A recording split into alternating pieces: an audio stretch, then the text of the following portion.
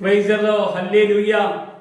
സ്നാപകന്റെ ജനനത്തിന്റെ ഒരു മുന്നറിയിപ്പ് ലൂക്കോസ് സുവിശേഷത്തിലൂടെ നമ്മൾ കേൾക്കുമ്പോൾ പിതാവായ സക്രിയാവ് ദൈവത്തിന്റെ ദൂതൻ പറയുന്ന ആ ദൂത് കേട്ട് ഇതെങ്ങനെ വിശ്വസിക്കണം എന്ന് മനസ്സിൽ ചിന്തിക്കുമ്പോൾ സക്രിയാവ് ഇങ്ങനെ പറയുക. 18-ാമത്തെ വചനത്തിൽ സക്രിയാവ് ദൂതനോട്, ഇത് ഞാൻ എന്തെന്തിനാൽ അറിയും? ഞാൻ വൃദ്ധനും എൻ്റെ ഭാര്യ വയസ്സ് ചെന്നോളുമല്ലോ എന്ന് പറഞ്ഞു.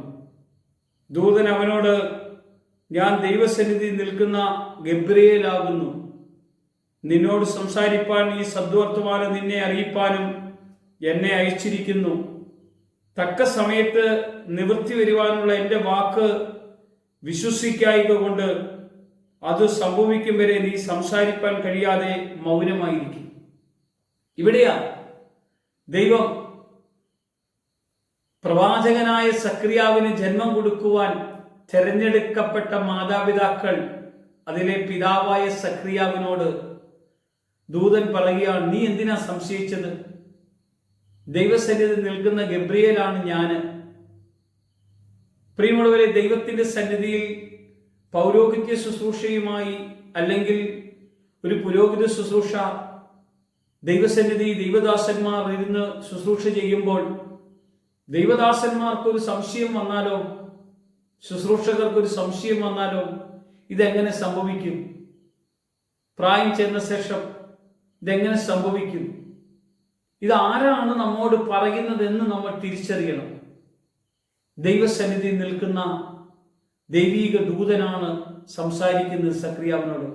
ഇത് നീ അവിശ്വസിച്ചത് കൊണ്ട് നീ കുഞ്ഞു ജനിക്കുന്നോടം വരെയും നീ മൗനമായിരിക്കും. അത് കഴിഞ്ഞ് താഴോട്ട് ഇങ്ങനെയാണ് പറയുന്നത്, തക്ക സമയത്ത് നിവൃത്തി വരുവാനുള്ള എൻ്റെ വാക്ക് വിശ്വസിക്കായക കൊണ്ട് അത് സംഭവിക്കും വരെ നീ സംസാരിപ്പാൻ കഴിയാതെ മൗനമായിരിക്കുമെന്ന് ഉത്തരം പറഞ്ഞു. ജനം സക്രിയാവിനെ കാത്തിരിക്കുന്നു. അവൻ മന്ദിരത്തിൽ താമസിച്ചതിനാൽ ആശ്ചര്യപ്പെട്ടു. അവൻ പുറത്തു വന്നപ്പോൾ അവനോട് സംസാരിപ്പാൻ കഴിഞ്ഞില്ല. അതിനാൽ അവൻ മന്ദിരത്തിൽ ഒരു ദർശനം കണ്ടുവെന്നും അവർ അറിഞ്ഞ അവൻ അവർക്ക് ആംഗ്യം കാട്ടി ഊമനായി പാർത്തു. അവന്റെ ശുശ്രൂഷാകാലം തികഞ്ഞ ശേഷം അവൻ വീട്ടിലേക്ക് പോയി. ആ നാളുകൾ കഴിഞ്ഞിട്ട് അവന്റെ ഭാര്യ എലിസബത്ത് ഗർഭം ധരിച്ചു.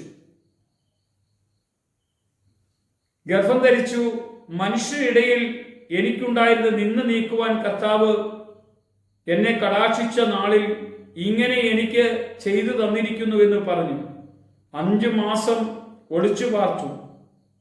പ്രിസലോ, പ്രായം ചെന്നവ ആയ എലിസബത്ത് ഗർഭിണിയാകുമ്പോൾ മറ്റുള്ളവരുടെ മുമ്പിൽ പ്രത്യക്ഷപ്പെടുവാനുള്ള നാണക്കേട് കൊണ്ട് ഒളിച്ചു താമസിക്കുക. അപ്പോഴാ കർത്താവ് അവന്റെ പ്രവൃത്തിയെ വെളിപ്പെടുത്തുവാൻ വേണ്ടി 6-ാം മാസത്തിൽ ദൈവം ഗബ്രിയേൽ ദൂതനെ നസ്രത്ത് എന്ന ഗലീല പട്ടണത്തിൽ ദാവീദിന്റെ ഗൃഹത്തിലുള്ള ജോസഫ് എന്നൊരു പുരുഷന് വിവാഹം നിശ്ചയിച്ചിരിക്കുന്ന കന്യകയുടെ അടുക്കൽ അയച്ചു. ആ കന്യകയുടെ പേര് മറിയ എന്നായിരുന്നു. യോഹന്നാൻ 6-ാം മാസമാകുമ്പോഴാണ് യേശുക്രിസ്തുവിനെ ഈ ലോകത്തിലേക്ക് പരിശുദ്ധാത്മാവിലൂടെ ദൈവം അയക്കാൻ ഇടവരുന്നത്. എലിസബത്ത് മറിയത്തെ കണ്ടപ്പോൾ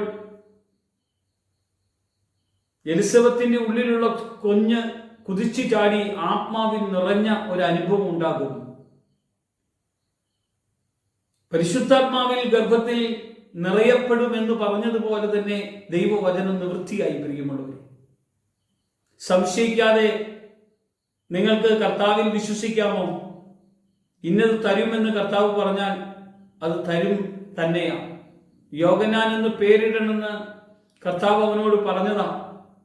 കുഞ്ഞുണ്ടായി, അവന് യോഹന്നാൻ എന്ന് പേരിടുവാൻ കർത്താവാണ് അവിടുന്ന് ഇടയാക്കിയത്.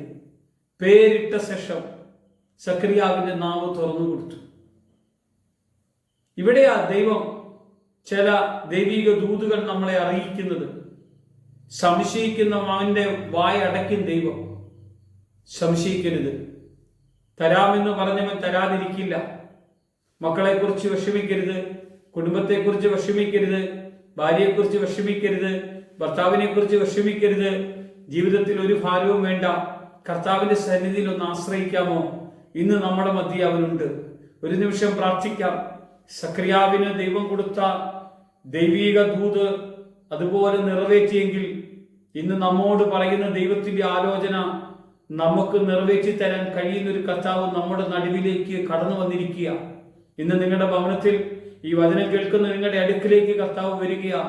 ഹൃദയം തുറന്നൊന്ന് പ്രാർത്ഥിക്കാമോ?